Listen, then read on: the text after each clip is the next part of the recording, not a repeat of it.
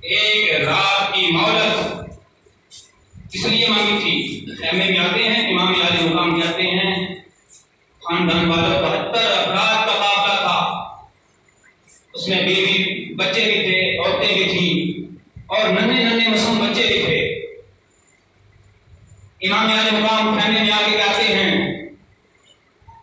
खानदान वालों, नबी के घर वालों, अहले बैत वालों, मैं यकीन से एक रात मांग के आया, आज रात को राजी कर।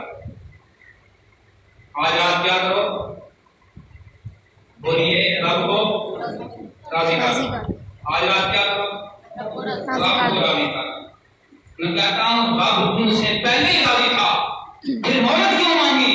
उनके मुसलमान को पैगाम देना चाहता हूँ कि हमसे रब राजी है या नहीं राजी, हमें नहीं पता। हमें पता है कि रब हमसे राजी है, हमें पता है कि रब हमसे नाराज है, हमें पता नहीं। उनसे रब राजी था, इसके बावजूद भी एक रात की मोहलत मांग ली कि रब से रब को राजी करना है। हम जिंदगी गुजार देते हैं यूं, लेकिन कभी नमाज की तरफ नहीं आते, कभी कुरान की तरफ नहीं आते। इमाम आली मुकाम के बारे में इमाम लंबिया ने फरमाया, वो तो पहले जन्नती लोगों के सरदार थे, जन्नती नौजवानों के सरदार थे, उनको मर्द मांगने की क्या जरूरत थी? जिनके बारे में सरकार फरमाते हैं हसन और हुसैन जन्नती नौजवानों के सरदार हैं, और हसन और हुसैन से उनके जन्नत की खुशबू आती है। वो सुनते हसन और हुसैन को सुनते और कहते, मुझे किसी ने पूछा आप उन दोनों को सुनते क्यों हैं, इन दोनों को सुनते क्यों हैं? इमाम आली मुकाम के चाहने वालों, इमाम लंबिया ने फरमाया, मैं इसलिए सुनता हूं कि इनसे जन्नत की शुरू आती है। इनसे क्या आती है? जन्नत की शुरू आती है।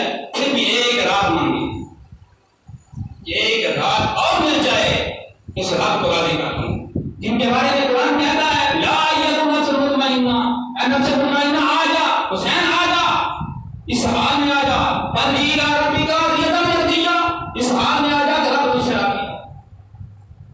खुद रब कह रहा है तुझसे राजी है, वो रात मांग रहा है, रब राजी हो जाए।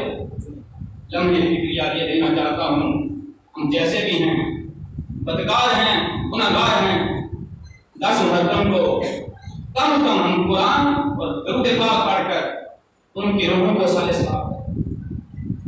हम एक साल के बाद एक देख दिवाली, हम कहते हैं मुहर्रम का खत्म दिवाली, साल के बाद हमने एक खत्म दिवाली है तो हुसैनी बन गए।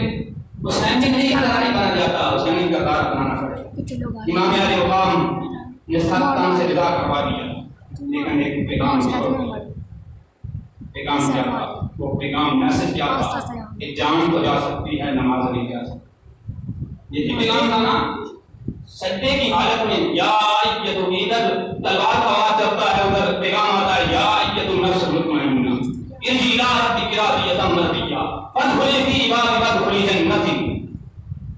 तो हुसैन आजा, या अय्यतु नफ्स मुतमइन्ना, नफ्स मुतमइन्ना आजा, इस हाल में आजा कि रब तुझसे फदखुली फी इबादी, बस मेरे बंदों में आ वदखुली जन्नती, मैं तुम्हें जन्नत अता करूंगा।